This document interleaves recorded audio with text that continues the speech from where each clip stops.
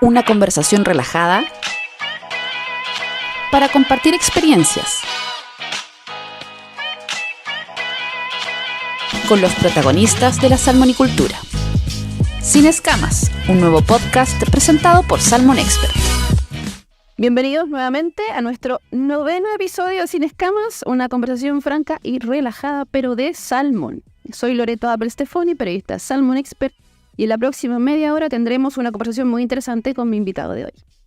Antes de comenzar nuestro episodio, me gustaría agradecer a quien hace posible este podcast, y quiero saludar a nuestros amigos de Sea Forest Chile por confiar en Sin Escamas y auspiciar este espacio de conversación e intercambio de experiencias.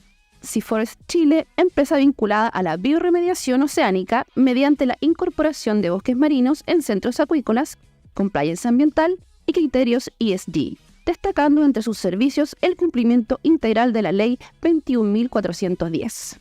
Mi invitado de hoy, ahí lo pueden ver, es licenciado en Biología de la Pontificia Universidad Católica de Valparaíso y profesor de esta asignatura de la misma casa de estudios. En sus 32 años de experiencia en la acuicultura y particularmente la salmonicultura, ha tenido una fructífera carrera tanto profesional como académica. Actualmente es el gerente general de Imenco Aqua Chile y doctor en acuicultura. Hoy nos acompaña David Ulloa. ¿Cómo estás, David? Bienvenido.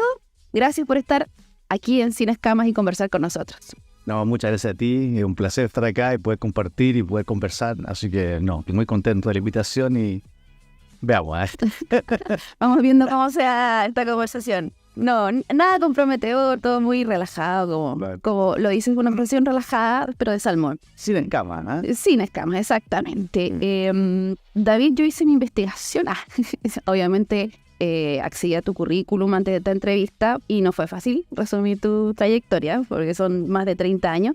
Y has estado dentro de la industria salmonicultora en varias áreas, productiva, académica, de investigación y también en la prestación de servicios.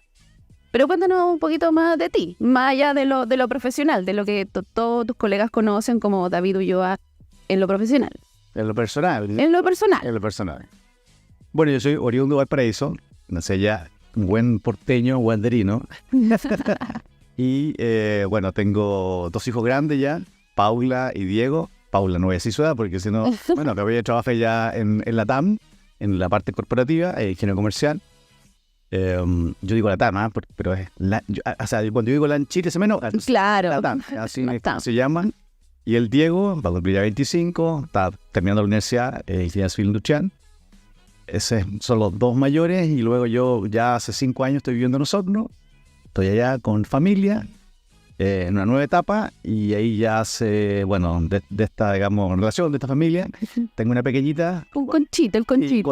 Cuando yo llegué, tenía casi 3 años a cumplir y hoy día va a cumplir obviamente 8 años, así que también es mi hija y ella se llama Amali. Ya, en Osorno. Sé que tienes que viajar constantemente para acá. Pero no es complicado, vengo los martes en la mañana, normalmente estoy acá martes, miércoles y jueves y dependiendo de la agenda, regreso los viernes, entonces hago un fin de semana un poquito más largo, home office, trato de agendar algunas reuniones lunes y viernes y así trato de estar obviamente también cerca del taller que lo tengo acá en Puerto Montt. Perfecto.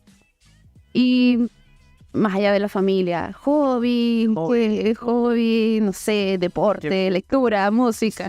Sí, mira, me gusta leer bastante, soy inquieto, también el deporte, tengo un grupo de amigos hace muchos años que jugamos, como decimos nosotros, a la pelota, el baby fútbol, que acá se juega indoor, antes también fútbol, pero ahora más a pequeña escala, bajo techo, por supuesto. Y también años atrás lo dejé, pero todavía sigo teniendo la pasión por lo mismo, que fueron en su minuto las artes marciales. Estuve practicando muchos años karate. Llegué también a cinturón negro, así que tengo ahí también en mi corazoncito parte de esa historia. Pero está un poquito más... Más, digamos, un poquito más guardado, pero igual, uno siempre siente pasión por esas cosas. Así que, como en concreto, del deporte yo le resumiría esas 2 cosas. Y ahora también intento a veces correr un poquito, aunque sea en la casa, en la trotadora. Pero tratar de mantener, también un poquito de vida sana y estar bien. Es importante estar bien mentalmente y físicamente. De todas maneras. David, esta entrevista es una conversación relajada sobre la industria del salmón, que es el pilar de Sin Escamas. Y tu experiencia en la salmonicultura chilena, como ya dije, es de varios años. Y desde tu tu punto de vista, desde de toda tu experiencia, de todo lo que has vivido, en lo que has trabajado, ¿cómo percibes la evolución de esta industria, tomando en cuenta que la has abordado desde, como decíamos, desde diferentes áreas, productiva, investigación, servicios? Sin duda había un cambio importante, o sea, cuando uno empieza a mirar la industria y se remite a información que está disponible, que está en los libros, que está por supuesto también en la internet hoy por hoy, hay un cambio de distinto tipo, digamos, tanto en la parte tecnológica, desde balsa de madera, balsa de polietileno, cada vez más grandes las estructuras de producción. En el caso de la agricultura lo mismo, todos eran de flujo abierto, hoy día toda la tendencia prácticamente son la mayoría de recirculación. Del punto de vista de la producción como tal, de los peces ya también han habido cambios tanto en la genética, en todo lo que tenga que ver, digamos, con esa parte, la nutrición. Aquellos que son un poquito más antiguos, por decirlo así, Claro. Vimos los cambios desde pasar, por ejemplo, del pellet, alimento pelletizado, al extruido. A eso se le suma en los últimos años, por decirlo de alguna manera, el tema del cambio de las dietas, los reemplazos, etc.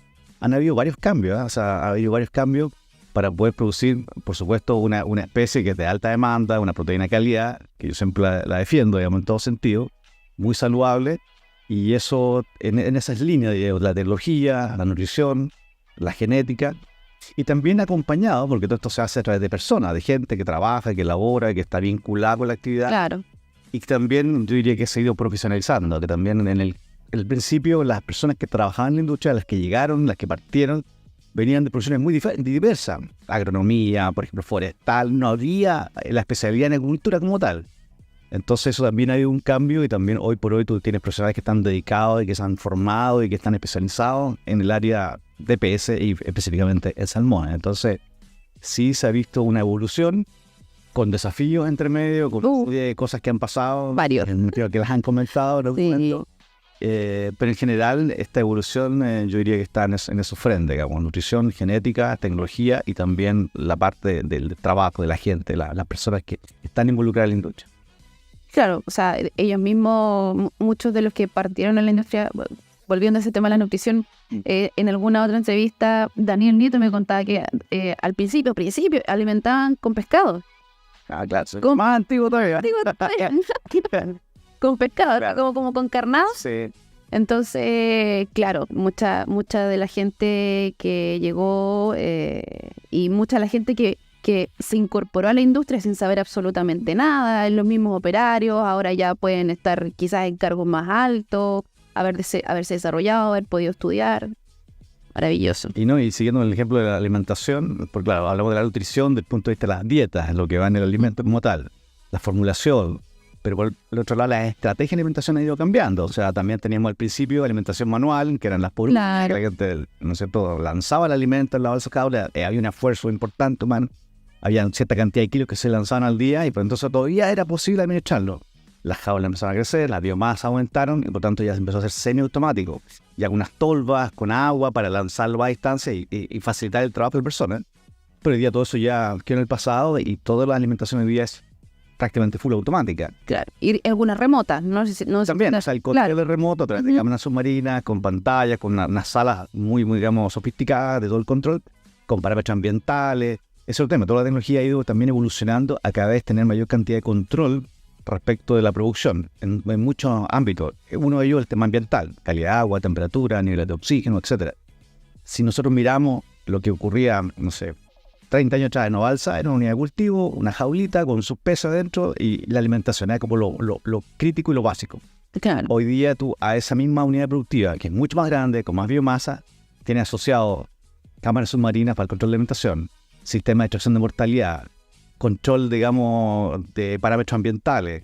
Claro. Tienes asociado una serie de otros elementos de apoyo, ROC, de inspección, qué sé yo, hay una serie. Entonces, es mucho más complejo en cuanto al equipamiento para poder producir de manera adecuada y poder cumplir, por supuesto, con los mercados, con los estándares, con las normativas, con todo para poder tener un producto de calidad. Entonces, claro, evidentemente ha habido un cambio importante y eso también significa que la gente que trabaja en la industria necesariamente quiere adaptarse a esos cambios y poder hoy día ser operario, controlar una cámara, entender los parámetros que están midiendo. Entonces hay mucha más sofisticación en la información que manejamos. A eso se le suma todavía el tema de las nubes, la información que se levanta, ¿no es cierto?, de manera remota. Sí. Inteligencia artificial, metaverso también se habla, Dios. Bueno, claro, hay muchas cosas que van a pasar y van a seguir pasando, pero yo diría que esos son como los cambios fundamentales. Y en eso uno también tiene que ir navegando con esos cambios, también ser capaz de dándose y también ser capaz de poder ir aprendiendo. O sea, de eso trata, si no nos quedamos en el pasado. Exactamente, y si queremos seguir creciendo como industria, hay que aprender. David, yo revisando tu currículum, pude darme cuenta que la adquisición de más conocimiento, refiriéndonos también a este tema de que los profesionales tienen que ir evolucionando y adaptándose a los nuevos tiempos. Tu adquisición de conocimiento es muy importante porque tienes diplomados, un máster, un doctorado, haces relatoría y eres miembro del comité técnico y también miembro del directorio de Aqua Pacific. Sí. ¿Consideras que es importante que los profesionales de la salmonicultura tengan esta avidez de conocimiento, de perfeccionarse más, no solo quedarse en la zona de confort de tengo el título, no sé, de ingeniero acuícola y aquí me quedo, pues evolucionar más, capacitarse más? Yo creo que sí, es necesario en todo ámbito de la vida, pero también es la distinción, o sea, también tiene que ver mucho con la personalidad, en cada claro. Como ahora. Yo creo que el adquirir conocimiento puede ser de esta manera, no necesariamente de la manera formal. En el caso mío, quizás yo he estado en una carrera un poquito más formal y eso va de una certificación de por medio que por supuesto te sirve, digamos. O sea, el hecho de tener, digamos, el título te acompaña y te ayuda y te abre muchas puertas. Pero independiente de eso, independiente de que lo tenga o no tenga, yo creo que si alguien en su profesión, en su rol, en el cargo que le toca ocupar, aprende, es inquieto y hay pasión. Finalmente, esto nos mueve la pasión, digamos.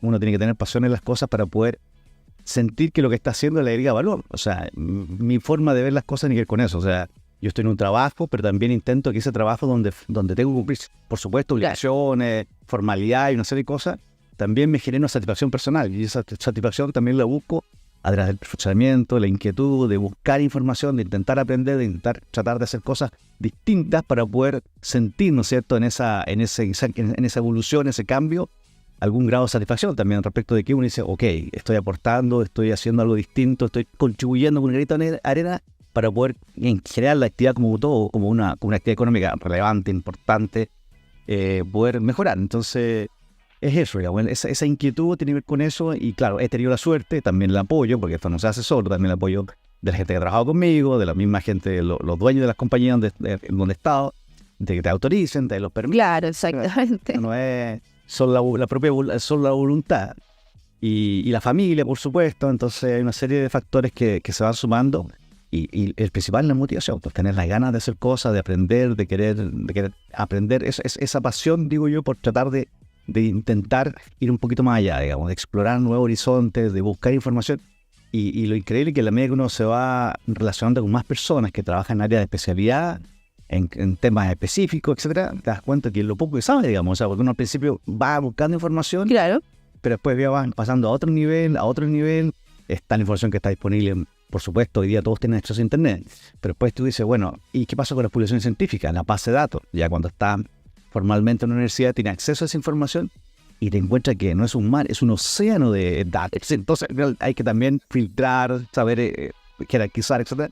Pero es interesante, yo creo que en general ese motor de búsqueda tiene que ver con eso, con la inquietud, con una cosa por supuesto también individual, de cada uno de cómo se vive las cosas. Y en eso he estado, en eso tratando de sumarse. ¿Y vas a seguir estudiando? ¿Qué se viene ahora? Eso me preguntaba otra vez, pero no, yo creo que tengo que hacer una pausa por ahora, tratar de digamos, sacarle partido, provecho a lo que he tenido, y dentro también, ahí tú lo mencionaste, para mí también ha sido bastante gratificante la oportunidad de hace un tiempo atrás, más de un año, poder integrarme a este directorio de Aqua Pacific, la operación para el desarrollo de la cultura en el norte, que fue un consorcio que se formó entre dos entidades, la Universidad Católica del Norte, donde estudié en parte del doctorado, en una de las universidades, porque está la Católica del Paraíso y también la Universidad de Chile, que es un programa cooperativo, y por otro lado está el otro socio, es la Fundación Chile, donde años atrás también me tocó trabajar. Entonces estas dos entidades importantes formaron esta corporación Aqua Pacific, tiene un directorio y me invitaron a participar como un directorio independiente, porque nosotros pertenecen a cada una de estas instituciones, y el quinto, en este caso, que sería yo, soy la persona que es como neutral, digamos, o al menos alguien que viene desde afuera, que no está vinculado directamente a esas dos instituciones. Así que ha sido interesante, bonito, porque también te permite conocer otro mundo, digamos, otra expansión de la cultura en otra región donde también es necesario poder hacer inversiones, explorar, etcétera. También eso parte de lo que a uno lo motiva. Y quizás traspasar la experiencia de lo que pasa en el clúster aquí de la salmonicultura a lo que se pueda generar allá. Exactamente. Eso yo creo que eso también tiene que ver con esa experiencia, más que con la formación académica, tiene que ver con la experiencia que los años que uno lleva trabajando en la industria, para tener una visión un poquito más global de cómo interactúan distintas partes, actores dentro de la cadena de proveedores, ¿no es cierto? Las plantas de alimentos, los mismos productores, cómo esas cosas pueden también ser transferibles, obviamente escalables a este tipo de actividad donde son otras especies, tienen algunas cosas en común, otras diferencias, etcétera. Pero claro, tiene que ver con eso, con el potencial de cultura como actividad productiva en el país y en este caso específico en la zona norte. David, en tus últimos 25 años de carrera, te has desempeñado en importantes empresas prestadoras de servicios de origen noruego, pero con presencia en Chile. Y de hecho un tiempo asumiste como gerente general de manera transitoria en una de estas empresas, en Noruega. Y estuve sentado en Sundsvall. Por ende, yo supongo que tienes la perspectiva de ambas industrias. ¿Pudiste hacer quizás una comparación? ¿Qué diferencias o similitudes ves tú? ¿En qué puede aportarse una a la otra? Te comento, semana antepasada fue Aquanor. Y me tocó entrevistar a, por ejemplo, la directora nacional de Cernapesca. Y ella comentaba que todos los países productores de salmón, Isla Faroe, Escocia, Canadá, Noruega, como que tenían los mismos dolores, entre comillas, las mismas necesidades, las mismas perspectivas de futuro, de crecimiento, que se pueden compartir experiencias, uno puede aprender de la otra, pero en particular, entre Noruega y Chile, ¿qué ves tú que hay, si hay similitudes, si hay diferencias, si hay alguna integralidad que se pueda manejar? Por supuesto, esto tiene que ver con la propia experiencia. Claro, por supuesto. A mí me tocó vivir y no necesariamente es lo que ocurre, pero al menos lo que puedo compartir tiene que ver más que nada. Yo diría a nivel macro, a nivel de industria, no hay muchas diferencias. O sea, toda la tecnología, las compañías, tanto productoras como de tecnología, están presentes en Noruega, también están en Chile. No había de filiales, empresas que la representan, etcétera. Entonces, en ese sentido, yo diría que no hay mucha diferencia. Se suma a eso que la producción de salmón, como tú bien describes, es en muy pocos países. O sea, es una situación específica o muy puntual donde esta proteína, el salmón en particular, es producido en muy poquitos países. En general, casi en el resto de los otros ejemplos, hay muchos más países involucrados. Aquí está bastante más concentrado. Claro. Entonces, en ese sentido más macro, respecto de la producción, de la tecnología, no hay grandes diferencias. Quizás las diferencias, aunque uno puede apreciar, tienen que ver más que nada con otros contextos que tienen que ver con el país, más que la actividad propiamente con el país. Por ejemplo, el ingreso per cápita en Noruega, claro, más de 4 veces el ingreso per cápita de Chile. Ya, ahí hay una diferencia. Por ejemplo, todo el tema de la infraestructura. O sea, en Noruega, donde te desplace, hay túneles, hay puentes flotantes, hay de todo, digamos. O sea, la conectividad. Claro, la conectividad desde el punto de vista logístico, la logística en general está mucho más interconectada, entonces es más simple, hay menos costos. En cambio acá en Chile es más desmembrado, menos interconectado, desde ese punto de vista hacia el sur, el costo logístico de producción es más alto. A eso se le suma, por ejemplo, me tocó cuando estaba allá, todas las FM, AM, eso ya no existe, todo está digitalizado. Entonces, perfecto. Hay una serie de cosas que tienen que ver con tecnologías, con conectividad, que hacen eso fue a favor por ese lado. A eso le sumamos, otra diferencia que también es un dato duro, la población, son mucho menos que nosotros, por tanto también marca una diferencia, no solamente que tienen mayor ingreso per cápita, sino que también las poblaciones son mucho menos, 5 millones y fracción.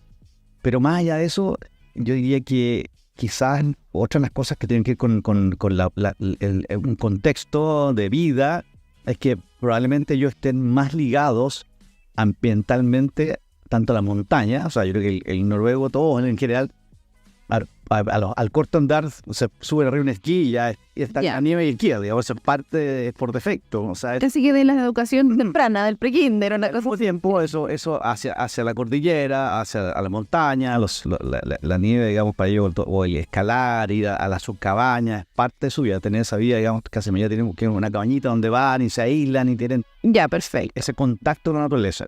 Y al mismo tiempo, esa relación bastante estrecha existe con el mar, o con los lagos, o con los fiordos, porque también la mayoría tienen embarcaciones, botes de distinto tamaño, o sea, algunos que son de lujo, pero la mayoría también tienen su embarcación pequeñita. Entonces, yo lo que creo es que las personas, digamos, cuando en esas familias, están muy vinculadas a la vida natural, por un lado a la nieve, a la caza, también hay que decirlo, también son buenos cazadores, hay por supuesto reglamentación, etcétera, pero es parte de su formación, y el manejar una embarcación, salir a pescar, forma parte de su vida normal, de su cultura, cotidiana, ¿no? Ya. Entonces, cuando hay que ir a producir salmones, subirse a una embarcación, ir a manejar o controlar un pontón de alimentación, es mucho más normal. Y también en esos sistemas, ellos salen del pontón, llegan a la orilla, toman su vehículo y en 5 minutos están en su casa. Entonces tampoco está ese factor tan marcado en nuestro caso de aislamiento, donde los pontones están bastante más alejados, donde hay que hacer una vía, que todos están de turno. Entonces,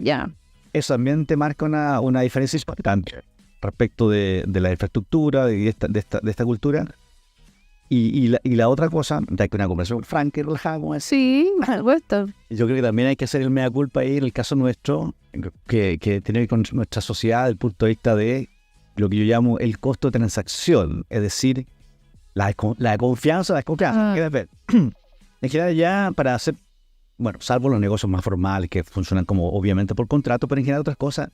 A mí me llama la atención, me tocó estar en la casa de un amigo, entonces llegó un señor a comprarle su moto y él sacó un papelito, llenó los datos, le dijo, ahí está la moto, y después nos mandaron un sobrecito a un lugar donde queda eso registrado. O sea, era una transacción comercial en un lugar privado entre 2 personas que firmaban y se ponían de acuerdo y se hacía, no había ningún problema. Así como un poder simple. Claro, yo te vendo y tú recibes y estamos de acuerdo y no hay ninguna otra. ¿Y con la confianza de que vas a recibir el dinero en un par de días más? O probablemente lo había recibido. Claro. Pero un papel que acreditaba esa transferencia de propiedad.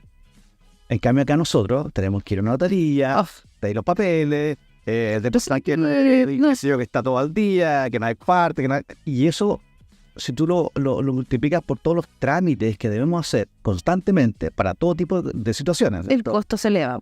Entonces, ese costo transaccional, no solamente monetario, sino que también que implica de tener que ir a un lugar, una firma, y hoy día incluso es más, tú vas a notaría y tú sabes, la firma no es suficiente. Tú puedes tener tu cara de identidad, la firma, la imagen, te miran, va con la huella, o sea, no es suficiente la sola firma, la huella es casi como, o sea, falta la gota de sangre nomás, o sea, el lector del iris, así, entonces. Eso que ojalá bueno, muchas cosas han ido digitalizando, afortunadamente, está la firma electrónica, también hay un avance positivo en ese sentido, de que cada vez los trámites sean cada vez mucho más a través de portales, etcétera, lo que facilita la elección de trabajo. En ese sentido yo creo que ha hecho un trabajo importante, porque eso es bastante simple, que es el impuesto interno, las declaraciones que hacemos también todo está en línea, entonces es tan simple y eso simplifica la vida.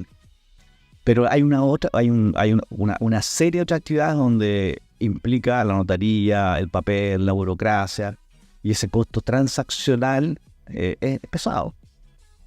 Y el otro tema tiene que ver con la seguridad. También hay que decirlo, o sea, tú en Noruega, al menos el pueblito donde yo vivía es un Sora, que digo un pueblito, no solamente porque tiene poca gente, porque es una experiencia bastante, digamos, moderna, en un fiordo, qué sé yo, también pues, tú vas, dejas tu auto, las cosas, y se te quedó, el computador dentro de la mochila, no pasa nada, digamos, o sea, tú andas tranquilo, no estás preocupado de que ahí tengo que sacarla, tengo que usar el auto, esas cosas. Afortunadamente, son quizás al principio sí, porque no sabes cómo se comporta. Pues te empiezas a acostumbrar. Claro. Entonces, acá no, pues uno anda todo el día preocupado de cerrar, de que no se queda, me tengo que bajar, tengo que sacar las cosas para que no llame la atención. Entonces, eso es esa forma de vida que llevamos en general, que casi por defecto, que forma parte de nuestra cultura, y no digo que sea peor o mejor, porque también depende de cómo uno evalúa unas cosas. Tenemos muchas cosas buenas. Pero en ese sentido en particular, yo diría que, claro, eso hay una diferencia en esos términos culturales. Claro, igual uno si hace esa comparación piensa que allá son quizás más libres, puede ser la palabra, no están totalmente pensando en que en este tema de la seguridad. Y en la parte de de la industria propiamente tal, David, ¿cómo lo viste? Porque allá en Noruega están las grandes salmonicultoras del mundo, hay mucha gente trabajando en ella, las universidades tienen carreras específicas para eso. ¿Cómo lo ves tú? Porque a diferencia de aquí en Chile, hubo un tiempo que las universidades tenían una gran oferta y ahora... Sí, ahí estamos al debe, digamos. Hubo un momento, yo diría que justo después de los bloom de alga, donde efectivamente hay una disminución, muchas carreras se cerraron, había una connotación negativa respecto a la industria, entonces como casi vaya a estudiar eso, que estaba un poquito contaminando. Entonces, claro, se generó lamentablemente una menor demanda por ese tipo de carreras, y eso sin duda afecta a la industria, porque uno necesita recursos, necesita gente capacitada, personas que tengan interés en trabajar. Aún quedan algunas carreras abiertas, las menos, pero eso es lo que tú acabas de decir, es muy cierto. En Noruega existe una vinculación mucho más potente entre la academia o centro de investigación en general y la industria, y eso también se refleja en que, sí es cierto, el nivel macro está en toda la empresa acá, pero también allá siempre hay como un poquito, van un paso más adelante, por ejemplo, en temas, si hablamos de tendencias nuevas y cosas que son distintas, al menos lo que yo he visto, junto con el tema de la producción en tierra, que es una tendencia marcada. Pues tuvimos algún minuto del offshore, que de irse lejos de la costa para estar en un lugar mucho más. De ahí hay algunos proyectos, el más emblemático yo diría que se llama Ocean Farm. Luego está una tendencia a producir en los actuales sitios de producción, pero con sistemas cerrados. El huevito. Hay varios nombres comerciales, tendría que con un mayor control, digamos, respecto a esa unidad de cultivo y tener licencia más verde. Y en el caso de tierra, estamos con las pisciculturas de recirculación para producción de small, luego, digamos, post-small, más grande, finalmente hasta ciclo completo, hasta cosecha. Pero hay un par de compañías, para una, por ejemplo, Salmon Evolution, que es una empresa que también tiene un concepto un poquito distinto, donde, si es cierto, hace producción en tierra, en estanques grandes, está situada junto al mar, digamos, en una línea costera, y bombean agua en mar. Entonces tiene una mezcla, y le llaman híbrido, entre recirculación y también flujo abierto. Claro, bombeando agua de mar, filtrándola, por supuesto, temperándola y teniendo ahí. Entonces, y ese concepto ha funcionado bastante bien. Ha sido bastante exitoso, al menos en el corto respecto a los resultados productivos. Entonces, siempre hay cosas nuevas, hay inversiones, hay ideas que se están poniendo. Y como todas las inversiones, hay riesgos asociados, pero en este caso en particular yo diría que ese tipo de concepto, del concepto llamado híbrido, de producción híbrida, mezcla ambas cosas. La seguridad, el aislamiento respecto a unidades productivas controladas, y al mismo tiempo el uso de grandes volúmenes de agua, en este caso que se bombean desde el mar, para poder hacer una mezcla adecuada o digamos, tener ese concepto híbrido, de tal manera poder producir importantes biomasas. Entonces, sí, hay cosas nuevas, hay esa relación mucho más potente. Acá es bastante más esporádica, diría yo, más puntual, más atomizada probablemente en cuanto a las cosas que se desarrollan en conjunto. Pero nunca es tarde, ¿sí? Para poder abordar esas temáticas, esos problemas. Y claro, tenemos hartos desafíos nosotros también aquí localmente, pero yo soy también optimista de lo que siempre puede pasar. Digamos. Uno es actor dentro de la industria y tiene que también crear esas redes, esas promociones, esa forma de poder, digamos, mover también estos temas para tratar de generar esa sinergia y poder buscar justamente soluciones a nivel de industria. Yo siempre creo que uno es responsable de una compañía en particular o de un lugar, un rol dentro de una empresa, pero la responsabilidad es mucho más allá, digamos, tiene que ver con el éxito conjunto de la actividad, porque mucha gente depende de esto y dependemos de esto, entonces traspasa eso. Ponerse la camiseta, digamos, por una industria que le ha dado bastante a la gente y a las regiones de la macrozona sur. David, estos años de trabajo dentro de la industria, yo asumo que te ha tocado presenciar estos momentos complejos que ha habido en la industria. Piruguiza, bloom de alga y bueno, otros temas que le ha pasado. Quizás no directamente porque has estado no netamente en la producción, sino en la prestación de servicios. Pero ¿qué te parece todo esto último que ha pasado? Bueno, ya no es tan último, ya no es tan nuevo, pero igual yo creo que está en la memoria reciente todo lo que ha pasado últimamente con la industria, la legislación, las normativas, las leyes VAP, la marcha que hubo aquí con los trabajadores. Está como todo todavía en la retina y todo fue como un punto de inflexión de decir estamos todos juntos, estamos todos navegando o nadando hacia un mismo fin común. ¿Cuál es tu opinión al respecto sobre eso? Mira, antes del derecho puntual, que para mí creo que es súper importante, trascendente, tú lo has dicho, es un punto de inflexión, quizás mirando con cierta perspectiva, en general, en cualquier tipo de actividad hay externalidades positivas, ojalá la mayoría, algunas negativas, por cierto, y siempre creo que es sano, es saludable tener como el contrapunto, gente que desde una mirada distinta, desde su propia óptica, desde su lugar donde se desenvuelve, puede poner contraste. Entonces, ese contraste siempre te permite generar un cierto equilibrio, digamos. Siempre es bueno que el péndulo, digamos, no esté siempre cargado hacia un lado. Siempre uno tenga esa contrastación. Pero tiene que ser profesional, con argumentos, seria, responsable, digamos, no solamente trinchera. Y yo creo que en general ha ocurrido, y en el pasado, volviendo al tema de estos eventos que tú nombraste, que fueron muy trágicos desde el punto de vista de la producción, del desempleo, de una serie de cosas que fue terrible. Y el 2016, cuando vino el tema de las fracciones legales, también era muy importante. Cada esas lecciones han sido duras, porque hemos tenido que empezar a poner más tecnología, asociado al cultivo, el sistema de surgencia, etcétera, sistema de oxigenación, como medidas de mitigación. Pero en ese entonces también había como mucho, yo diría en general, cierto rechazo. O sea, había gente que decía, no, están contaminando, la mortalidad, bla, bla, y todo lo que ha pasado y que conocemos latamente. Pero en este caso, cuando ahora apareció esta idea de esta normativa, de la área protegida, etc., yo sentí que fue justamente algo que me dio gusto, digamos. Ojalá que eso no se ocurrió, pero dado que ocurrió, esta mancomunión, esta capacidad de todos transversalmente de defender su actividad, su industria, porque es un motor importante. O sea, y de alguna manera eso yo creo que es una señal muy positiva. Porque es como la primera vez en que todos, en general, dicen, ok, yo formo parte de esto, soy protagonista de esto, y yo quiero defender lo que es mío. Entonces, ahí yo creo que hay un elemento del punto de vista social que habrá que analizarlo con el tiempo, que va a marcar una diferencia. O sea, ya no es como lo ajeno, es como, oye, los que producen y nosotros somos los que estamos acá un poco apartados de esta actividad. Hoy día estamos todos súper integrados. O sea, hay muchas cosas que dependen de la industria directa e indirectamente. Entonces, ese evento, esa situación de la marcha concreta fue muy simbólica. Yo diría, a eso sí le pondría esa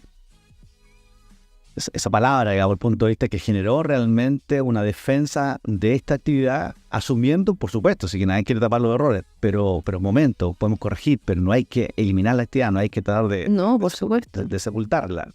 Y corregirla con argumentos, con información, con investigación, con todo lo que se ha hecho hasta el momento. Sí. Y ahí, claro, cuando se habla también, yo sé que se ha tocado el tema hablamos de esta especie exótica invasora. Claro.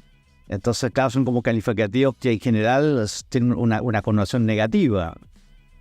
Pero si a eso le ponemos en vez de exótica introducida, y no por un tema solamente coloquial de lenguaje, sino que para hacerlo bastante más real, y yo no diría que invasora bajo ningún punto de vista. O sea, ya está en nuestra digamos, sistemas de producción, pero yo creo que alguien más lo ha comentado, esto no se con la producción industrial, esto viene mucho antes. O sea, el Estado de Chile, no un gobierno, el Estado de Chile fomentó la introducción de especies para los ríos en un momento determinado de este tipo. Habían carpas también, se trajeron cosas que sí son bastante más exóticas y también invasivas.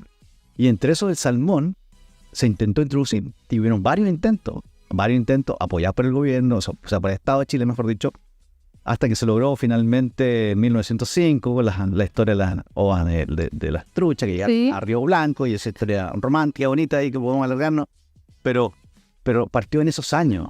Entonces, todos estos intentos fueron avalados para poder mejorar las condiciones de la pesca. Incluso otra vez leía que en el caso puntual del Hotel de Pucón se construyó a partir del año 1932 y tenía que ir justamente para tener un lugar donde llegaran los pescadores a pescar, digamos, las especies que se habían en algún momento, algunos dicen repoblado, no repoblamiento, porque no estaban antes, era puestos que se colocaron en esos ríos. O sea, todo tenía como un fin productivo, un fin de poder desarrollar la región. Y si bueno no me falla, en los primeros intentos de introducción de ovas que se hicieron, Tomás Urmeneta e Isidora Goyenechea, sí, 1886, o sea, larga data. Después hay un libro de Pedro Golucha, o también lo escriben de otra manera, para poder también en 1907 por ahí, o sea, hay alta historia, digamos, sí, la historia es interesante, y cuando trajeron las especies a Chile, no solamente fue el salmón del Atlántico, la trucha, sino también todas las especies del Pacífico, todas, sin excepción. Todas en algún momento llegaron a Chile. Hoy día productivamente tenemos dos, que es el cojo, y hay también una producción de chinook. Pero todas estuvieron en algún momento y no pudieron, digamos, asilvestrarse por distintas razones. Se capturaron un par de ejemplares, unidades contadas. Cuando se hicieron esos ranching en el sur, con el tema de Japón, fueron más de 30 y tantos millones de ovas que se liberaron, de las cuales unos pocos ejemplares, no eran ni siquiera el 1%, o sea, era la prácticamente nada. Hay otras razones que se crimen porque eso fracasó, porque se suponía que eso es un porcentaje mucho más alto. Pero eso también da cuenta que finalmente estas especies, que en el momento se trajeron a Chile, fueron introducidas, no fueron capaces de poder... de sobrevivir, o sea, de alimentarse. De asilvestrarse. Y eso, sí. Si uno mira desde el punto de vista netamente ambiental, de esa mirada es positivo. Entonces, no tenemos una problemática de una especie efectivamente invasora. Y cuando han habido, desafortunadamente, escape, tampoco hemos tenido. Yo creo que el chinook sí está, el hombre es capaz de pero el salmo salar hasta aquí no ha sido, que el que más se produce, no está, digamos, presente, no es capaz de mantenerse y sostenerse en el tiempo. Recuerdo una investigadora que dijo que el salmón del Atlántico era cómodo, ¿no? Le gustaba que lo alimentaran, no alimentarse solo. Entonces por ahí como que tiene sentido. David, hoy fue un gusto tenerte como invitado en este episodio, nuestro 9º episodio, y no me queda más que agradecerte por esta amena conversación, como siempre, esta conversación y todas las entrevistas que hemos tenido anteriormente, porque también, debo decir, a David lo conozco hace mucho tiempo, hace más de 16 años, y como te digo, muchas gracias por aceptar esta invitación y ser parte de este proyecto que como medio de comunicación nos llena de orgullo. Bueno, muchas gracias nuevamente por la invitación. Yo te felicito a ti por esta iniciativa, creo que ha sido bastante novedosa. Creo que tiene bastantes seguidores también. Y por supuesto. Así que eso es muy bueno. Soy influencer ahora. Vamos a hacer like, ¿ya? Hay que hacer like, sí. Ese tipo de cosas. No, yo agradecido de tener el espacio, la oportunidad de conversar relajadamente, un gusto y poder transmitir parte de lo que uno ha vivido, desde su óptica, con su propio contexto. Y eso, tratar de siempre buscar soluciones, mejorar y aportar a esta industria, porque también nos ha dado harto beneficio en general y eso también es importante reconocerlo. O sea, y en algún momento tú hablas de la Ecuanor, pues se hizo ahora después, claro, de casi 4 años, porque la pasada fue prácticamente local, pero había bastante gente, fue muy en ese sentido, uno se encontró con mucha gente, pero recuerdo también muchos años donde había gente de los stands de noruegos, de empresas que tenían una polera que decía orgulloso del salmón. También es una señal que uno también en algún momento ojalá lleguemos a esa digamos, forma de ver la producción, ¿no? Respetando, por supuesto, lo que hay que respetar, pero tiene que ver con cómo producimos de manera sustentable. Así que muchas gracias nuevamente y mucho éxito en los programas que siguen, ¿eh? Buenísimo. No olviden que este episodio de Sin Escamas fue auspiciado por Sea Forest Chile, empresa vinculada a la biorremediación oceánica mediante la incorporación de bosques marinos en centros acuícolas, compliance ambiental y criterios ESG, destacando entre sus servicios el cumplimiento integral de la Ley 21.410. Agradezco la sintonía de hoy de quienes nos escuchan y nos ven por nuestros canales de Spotify, Apple Podcast y YouTube. Los invito a seguirnos en nuestras redes sociales y desde ya no olviden agendar el próximo capítulo de Sin Escamas, una conversación franca y relajada, pero de salmón. Hasta pronto. Sin Escamas es auspiciado por Sea Forest Chile, empresa vinculada a la biorremediación oceánica mediante la incorporación de bosques marinos en centros acuícolas, compliance ambiental y criterios ESG, destacando entre sus servicios el cumplimiento integral de la Ley 21.410.